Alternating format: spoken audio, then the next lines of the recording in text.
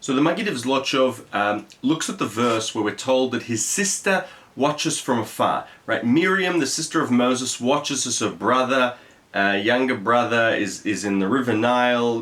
Cute little baby, and the Maggid of Zlotchov. In fact, it's a teaching of his son, Rabbi Mordechai of Kremnitz, who teaches us that this sister isn't really the sister, right? We know that one of the big rules of the Maggid of Zlotchov is that the Torah isn't stories, it's eternal. And as such, every story has an implication for nowadays, things that we can learn from beyond the story that happened way back when. And so he says, firstly, we need to understand that the sister looking from afar to see what happens to him isn't the sister, but it's the Torah. How do we know this? Because in Proverbs we're told that wisdom is likened to a sister, right? And what is wisdom? One acquires wisdom from the Torah. And so we are told that the Torah is waiting from aside, watching what each and every one of us are going to do, how we act.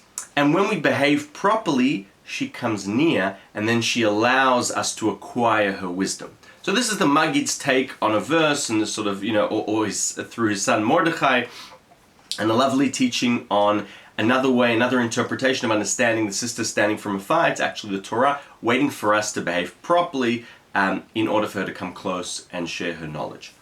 Now, Rabbi Yaakov Abuhatzierah, he looks at a different scene and also seeks the deeper meaning. He looks at, the famous scene where God says to Moses, take your staff, throw it on the ground, it's going to turn into a snake, and he gives him 3 signs as a way of sort of showing the Egyptians.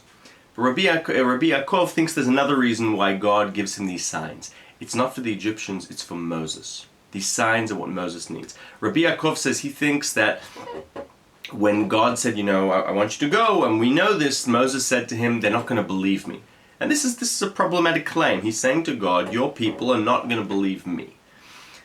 This is why, according to Rabbi Yaakov, God gives him these 3 signs. The snake, putting his hand in his cloak, and then when it came out, it became tzara, leprosy, and throwing the staff that becomes a snake, and taking water out of the Nile and throwing it on the ground, becoming blood. The common denominator between all these and what God wants to teach Moses, God is saying to Moses, they are believers, the children of believers. There is no problem with them. The problem is when you take something away from its root, from its source, it no longer acts like itself.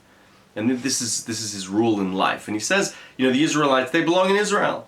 And when they're here in Egypt, they're not acting like themselves. They're ksheorif, they're stubborn, all the things you see.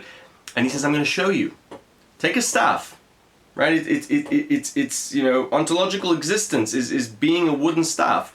Throw it away from the root of where it's meant to be, your hand. And we know that Moses' staff is one of the things that was created way back when.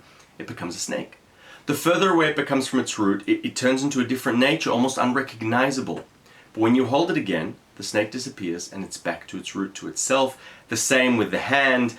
When it's kept close to the body, it's close to its source, take it away, it gets hurt, and so on and so forth. And this, according to Rabbi Yaakov, is what this is the purpose of the signs, to strengthen Moses' faith. To understand that things that get away from their source, can get into different foilish shtick, but once you come back to your root, to how you were created, everything is okay. Thoughts on the Torah portion of Shmot? Shabbat Shalom.